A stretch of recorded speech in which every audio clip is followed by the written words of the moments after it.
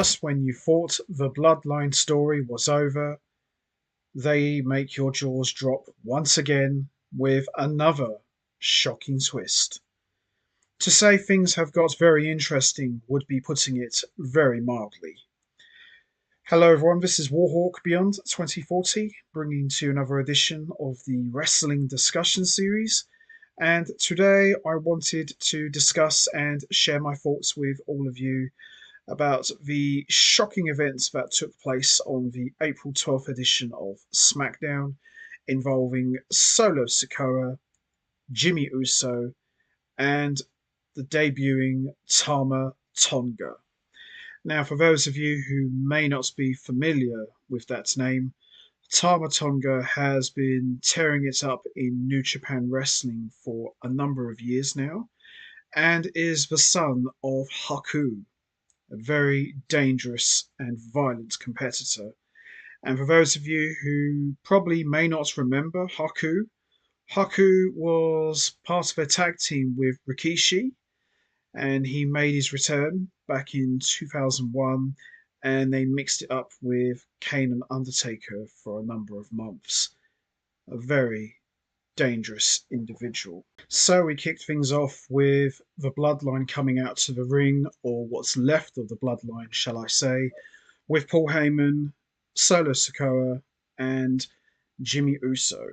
Paul Heyman delivered yet another fantastic promo, explaining that Roman Reigns took his eye off the ball and chose to exact revenge on Seth Rollins, the same man who betrayed him 10 years ago, causing the breakup of the Shield. This led to Solo Sikoa taking the mic off Paul Heyman and saying that losing and winning matters, right? And there's consequences to losing, right? Paul Heyman, of course, agrees and says yes. And Solo Sikoa would go on to say that consequences need change. And we would then see Solo Sikoa lock eyes on Jimmy Uso after slowly pushing Paul Heyman out of the way. Solo Sikoa goes to hug Jimmy Uso and says, "You're my brother, I love you." And we see him slowly walk away. We see someone in a hoodie attack Jimmy Uso from behind, revealing himself to be none other than Tama Tonga, who makes his WWE debut and absolutely destroys Jimmy Uso. And we see then Solo Sikoa delivers the Samoan Spike to Jimmy Uso, and we see the two powerhouses absolutely destroy Jimmy Uso. So, what does this actually mean? Does this actually mean that Solo Sikoa is the new tribal chief of the Bloodline? Because Roman Reigns isn't there. He's going to be off TV for a while. The Rock's gone back to Hollywood to shoot another movie. Jey Uso is on Raw, and that just leaves Jimmy Uso. And he lost his match at WrestleMania 40. So, with this shocking moment taking place, this officially means that Jimmy Uso is out of the Bloodline. So, what happens now? Does this make Solo Sikoa the new tribal chief? Clearly, this storyline with the Bloodline has been running now for almost 4 years now. And it's quite amazing, just when you thought the story was over or things are starting to get a little bit stale, they turn round and they shock you all over again and suddenly make you invested all over again. And it's going to be very interesting to see where things are going to be heading in the next few weeks.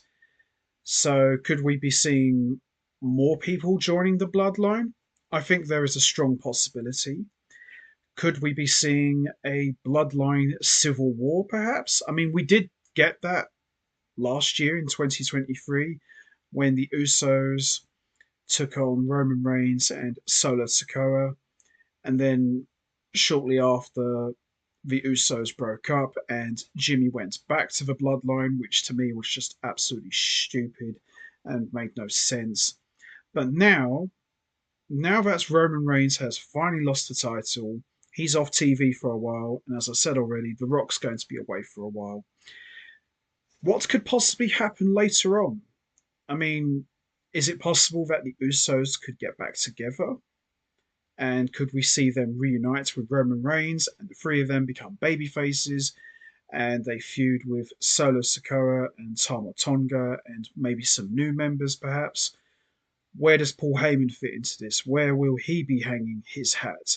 And more importantly, where does The Rock fit into this whole scenario? Because when we saw The Rock on Raw, he left the door wide open to return, and he made it very clear that he will be going after Cody Rhodes. So, interesting to see where The Rock will fit into this whole thing. Where does Jey Uso fit into this? Where does everyone fit into this, for that matter?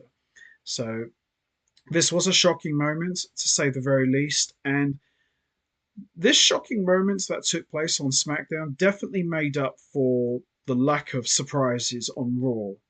I mean, don't get me wrong, the post WrestleMania show on Raw was quite enjoyable. It was a lot of fun, but I thought, SmackDown was probably a little bit better, and this moment alone definitely put SmackDown maybe just a little bit higher than Raw.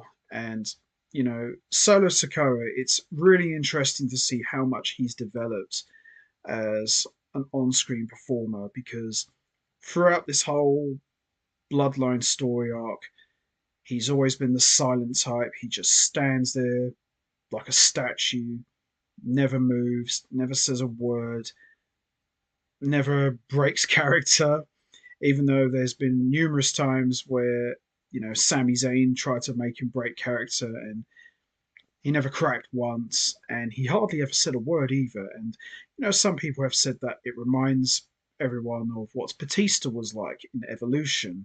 The strong silent type, man of few words, just goes out there, destroys people, and leaves. Pretty much does all the work for Evolution, just like Solo Sikoa has always done the dirty work for the Bloodline since he joined.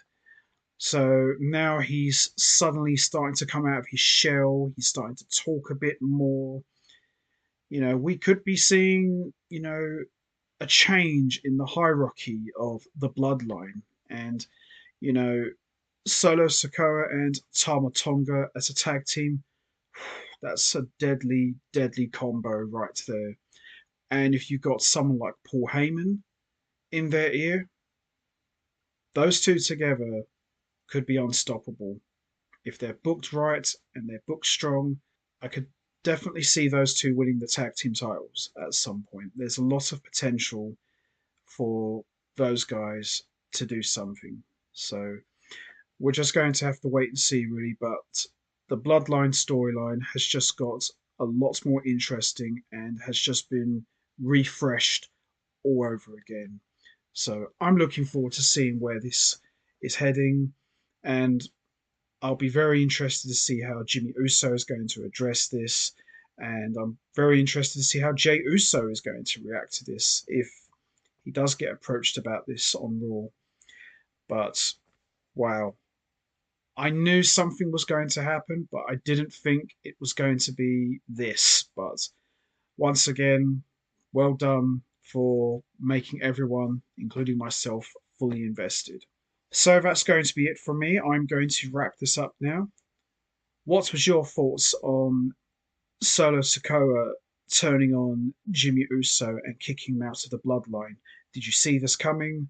What's your thoughts on Tama Tonga making his debut and helping Solo Sikoa attacking Jimmy?